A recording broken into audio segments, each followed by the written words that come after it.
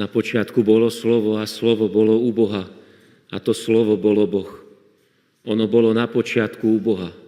Všetko povstalo skrze neho a bez neho nepovstalo nič z toho, čo povstalo. V ňom bol život a život bol svetlom ľudí. A svetlo v otmách svieti a tmy ho neprijali. Bol človek, ktorého poslal Boh, volal sa Ján. Prišiel ako svedok vydať svedectvo o svetle, aby skrze neho všetci uverili. On sám nebol svetlo, prišiel iba vydať svedectvo o svetle. Práve svetlo, ktoré osvecuje každého človeka, prišlo na svet. Bol na svete a svet povstal skrze neho a svet ho nepoznal. Prišiel do svojho vlastného a vlastní ho neprijali, ale tým, ktorí ho prijali, dal moc stať sa Božími deťmi. Tým, čo uverili v jeho meno, čo sa nenarodili ani z krvi, ani z vôle tela, ani z vôle muža, ale z Boha. A slovo sa telom stalo a prebývalo medzi nami. A my sme uvideli jeho slávu, akú má od Otca jednorodený syn, plný milosti a pravdy. Ján o ňom vydal svedectvo a volal: Toto je ten, o ktorom som hovoril, ten, čo príde po mne, je predo mnou, lebo bol prv ako ja. Z jeho plnosti sme my všetci dostali milosť za milosťou. Lebo ak zákon bol daný skrze Mojžiša, milosť a pravda prišli skrze Ježiša Krista. Boha nikto nikdy nevidel. Jednorodený Boh, ktorý je v lone Otca, ten o ňom priniesol zvesť. Počuli sme slovo Pánovo. Chvála Tebe, Kriste.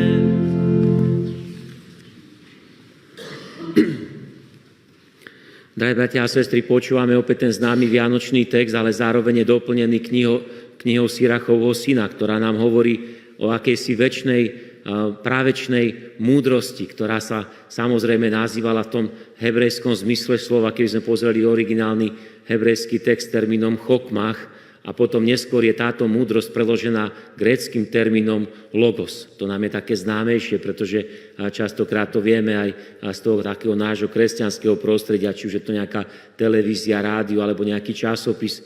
Logos, to znamená to slovo, ktoré sa stalo telom, stalo sa človekom. Čiže hovoríme o večnom Bohu, o večnej osobe Boha, ktorý oplýva tou takou veľkou múdrosťou, ktorá všetko utvorila. Pre ňu a skrze ňu všetko bolo uvedené do činnosti. Vieme, ako je to krásne opísané práve v tom termíne na počiatku. Keď zoberieme prvú stránku Biblie, knihu Genesis, tak práve to na počiatku duch sa znáša nad temnotou, nad prázdnotou, nad chaosom, nad neporiadkom. A keď Otec vysloví to svoje slovo na základe tej múdrosti, ktorou je vedený, kvôli ktorej to všetko on chce utvoriť, tak Duch Svätý je ten, ktorý to dáva všetko do poriadku, do krásy, do svetla, do života. Všetky tie zákony, aj tie prírodné, ale aj tie morálne, etické zákony sú práve na pokyn, ktorý uskutočňuje Otec prostredníctvom svojho slova.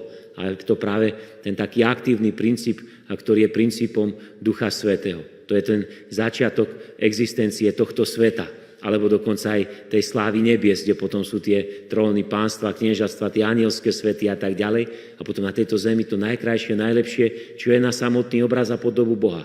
A to je ľudská prírodzenosť, to je človek so svojím telom, dušou a duchom, aby bol povolaný do slávy, aby bol povolaný pre život v spoločenstve s trojediným Bohom. To je veľké tajomstvo, ale je to naše také stále povolanie. A zrazu prichádza ten nový zákon a ja nám to opíše na tomto počiatku.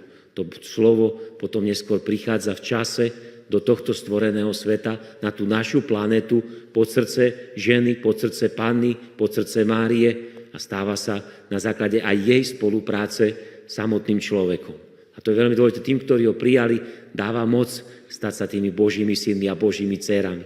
A Vianoce sú aj o tom, aby toto v nás bolo znovu tak očistené, uzdravené, aby naša viera opäť tak podrástla a bola očistená od nejakých škodlivých nánosov, ktoré môžu spôsobiť to, že práve ten náš počiatok, tie naše princípy, a tie také počiatočné hnutia toho, čo robíme a prečo to robíme, aby boli v nás uzdravené. Pretože, ako som to spomenul na úvod, je to ako s tou strelou, ako to opisuje Fabio Rossini, veľký taký kázateľ, súčasný, aj Svätý Otec išiel na duchovné cvičenia k nemu, tak on to prirovnáva práve k tomu kanónu, ktorý keď na začiatku je tam niečo poškodené, tak potom vieme, že tá guľa dopadne nie na ten cieľ, na ktorý má dopadnúť a narobí veľa problémov. Čiže aj ten náš počiatok, aj ten náš princíp zmýšľania, konania je veľmi dôležité, aby bol správne očistený, aby bol správne uzdravený, usporiadaný. Robí to Duch Svätý v našom živote, ak mu teda dáme priestor, čiže ak príjmeme Ducha Svätého prostredníctvom skrze Pána Ježiša, ktorý jediný nás ponára do Ducha Svätého a povieme mu, uč nás, veď nás, čo máme žiť, kto sme, kto je náš Boh a kto som ja, čo to pre mňa potom bude znamenať, ako mám žiť. Pretože ak nespoznáme ten počiatočný princíp toho nášho života, zdroju našej existencie, tak potom nemôžeme žiť to, k čomu nás Boh povolal. A čo je krásne práve na tých Vianociach, tak sa nám pripomína počiatok všetkých vecí. Že tým princípom toho všetkého, čo je stvorené, aj to, prečo on prišiel a urobil nás hodnými tej obety, ktorú aj dnes slávime, aktualizujeme, že zomrel, zomiera za nás, tak veľmi nás miluje, že nám dáva celého seba, tak tým princípom všetkého je práve láska. To je to stvorenie, povieme, pripíšeme v Trojici všemohúcemu jedinému Bohu, ktorý je v troch osobách, predovšetkým nebeskému Otcovi, tú stvoriteľskú činnosť.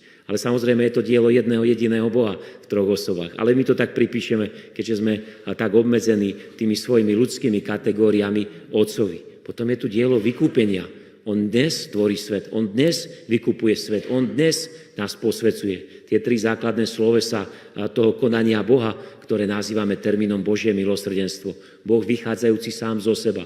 Či je to stvorenie, vykúpenie alebo posvetenie, aj dnes sa to deje. Aj dnes nám hovorí Boh, záleží mi na tomto svete, ktorý som stvoril ako dobrý a krásny. Špeciálne mi záleží na tebe, človek, ktorý si povolaný do spoločenstva so mnou. A preto si bol vykúpený drahou krvou môjho jednorodeného syna, ktorého som ti poslal.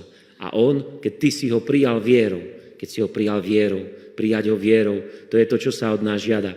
Si bol ponorený do Ducha Svätého. Duch Svätý je v tebe a ty si v Duchu Svätom. Si novým stvorením, si synom svojho Otca, ktorý je na nebesiach, si dcerou svojho Otca, ktorý je na nebesiach, si druhým Ježišom v tých otcových očiach na tejto zemi, aby si konal skutky sväté, čisté, nepoškvrnené. Pretože tam sa píše, že musíme prejsť na tejto zemi formami skúšky. Pán Ježiš v púšti, spomeňme si na to pokúšanie, alebo potom spomeňme si na Golgotu. To je obrovský zápas, ktorý zvádza. Podobne Panna Mária musí prejsť týmito skúškami svojej viery.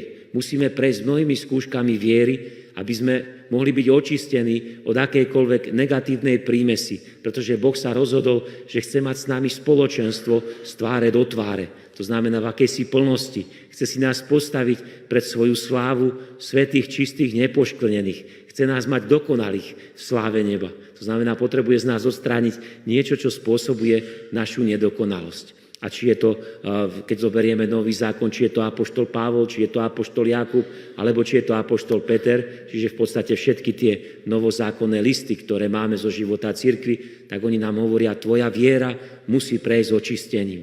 Musí prejsť skúškami. Nikto z nás nemá rád skúšky. Nikto z nás nemá rád nejakú formu utrpenia, či už duchovného, duševného, alebo telesného. Ale skúšky nie sú definitívne slovo. Potom je to víťazstvo, potom je tá radosť, ktorá následuje, keď obstojíme v danej skúške. Krásne to hovorí predovšetkým ten náš patron svätý Peter, ktorý to pripodobňuje peci očistenia. Že aj utrpenia, súženia, ktoré máme, že nie všetko je podľa tých našich takých túžob alebo predstav, pripodobňuje človeku, ktorý bol určený na to, aby rafinoval, aby očisťoval striebro predovšetkým, alebo zlato. Znamená, zobrala sa veľká nádoba a nejaká tá keramická z nejakej tej špeciálnej hliny bola vložená na oheň, aby sa rozohriala do vysokej teploty a tam sa muselo preskúšať, či ten kov je skutočne vzácny kov. A ak je vzácny, tak potom má veľkú hodnotu. My v Božích očiach máme nesmiernu hodnotu. Dal aj poslednú kvapku krvi svojho syna za každého jedného z nás. A potrebujeme, aby my sme si toto uvedomili v takej pravde, v pokore, sami o sebe, prijali identitu, ktorú nám on vyjadruje.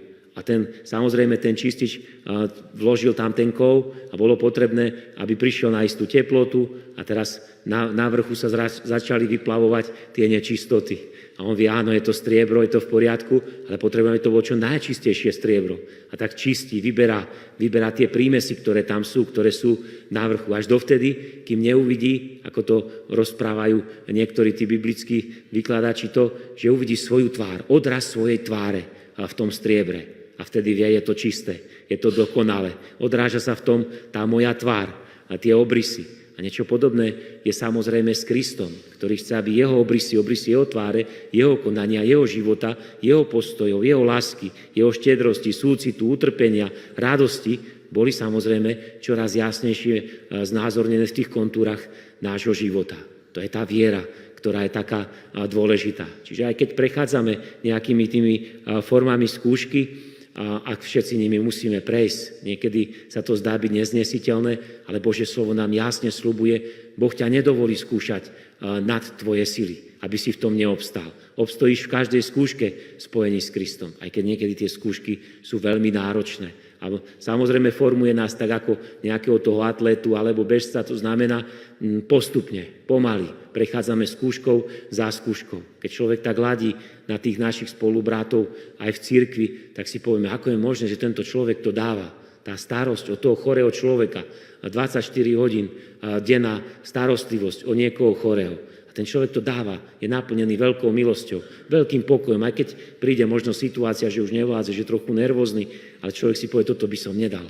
Na toto ja nemám, ešte na to nie som pripravený. Moje ruky nemajú ešte dosť sily a myslí sa predovšetkým ten vnútorný rozmer. Ďalší človek, ktorý dokonca sám prechádza nejakou tou ťažkou chorobou. Niekto blízky, ktorý prechádza chorobou, my mu nevieme pomôcť. Dáme mu vitamíny alebo čosi podobné a vieme, že nejakým spôsobom chceli by sme mu dať plné zdravie, plno života. Nevieme, nevládzeme, sme utrápení.